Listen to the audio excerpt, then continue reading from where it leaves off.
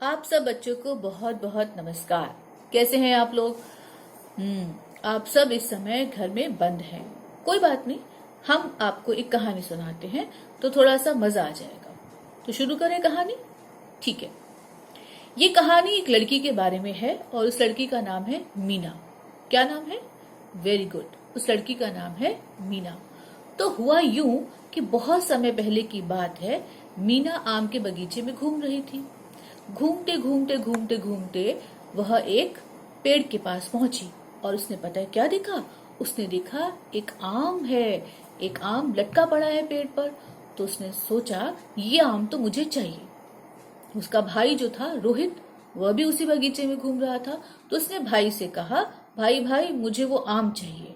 तो रोहित ने कहा ठीक है, मेरे पास गुलेल है और मैं इस गुलेल से आम को तोड़ दूंगा। लेकिन रोहित और मीना को ये मालूम नहीं था कि कोई और भी है इस बगीचे में जिसकी नजर आम पर है।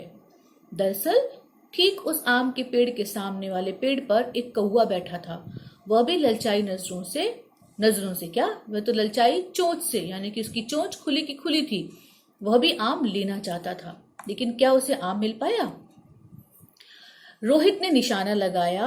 उसने एक आंख बंद की और कंकड़ से गुलेल को निशाना लगाया और फिर उसने उसे मारा। खटाक की आवाज आई और आम टूट गया। लेकिन कौवा बहुत चतुर था। वह तुरंत उड़ा और उसने अपनी चोंच में उस आम को दबा लिया और मीना के पास वो आम नहीं मिला। तो फिर मीना उदास हो गई। रोहित भी उदास हो गया कि उसने कितनी मेहनत से आम तोड़ा था, लेकिन वह आम जो था कौवा ले गया। लेकिन कौवे को भी ये बात पता नहीं थी कि वह कौन से खतरे में घुस रहा है। यानी कि उस पेड़ पर मधुमक्खी का एक छत्ता था और कौवे ने वो मधुमक्खी का छत्ता नहीं देखा और वह उस मधुमक्खी के छत्ते से टकरा गया। अब जब मधुमक्खी के छत्ते से टकराया तो खूब सारी मधुमक्खियां बाहर निकली छत्ते से और उन्होंने कौवे को काटना शुरू किया। ये कौन है कमबख्त, जिसने हमारी नींद खराब कर दी? कौन है? आइए इसे सबक सिखाएं। और खूब सारी मधुमक्खियां जो थी वो कौवे से चिपट गई। दर्द के मारे कौवा बिलबिला गया और उसकी चोंच खुली और वह आम उसकी चोंच से गिर गया। लेकिन उस पेड़ पर कुछ शातिर गिलहरियां भी थी। पता है, वे गिलहरियां भी इसी ताक में थी कि कब कौवे की चोंच से वह आम गिरे और हम उस आम को ले लें। सब गिलहरियों का ध्यान था एक गिलहरी पर जिसके पास वह आम था। लेकिन उस गिलहरी को भी ये कहाँ पता था कि उसके नजदीक कौन सा खतरा उसका इंतजार कर रहा है। जिस डाल पे वो गिलहरी थी, ठीक उसी डाल की नीचे वाली डाल पर एक घोंसला था और उसमें बहुत सारे अंडे थे। अब गिलहरी को क्या पता ये किसके अंडे हैं, और वह तो आम देखकर बहुत खुश हो गई और उसका भी मुंह खुला का खुला रह गया।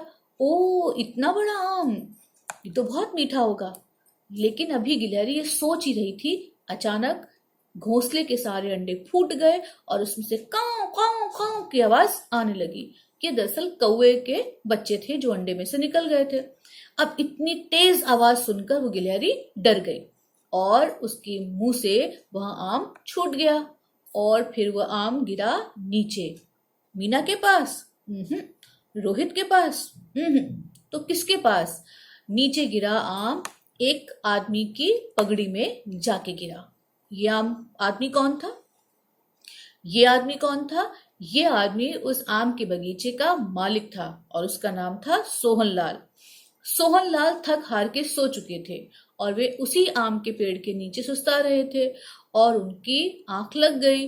वो इतना थक चुके थे सुबह से काम करते करते, जैसे आप लोग थक जाते हैं। तो उनकी पगड़ी में वह आम गिर गया।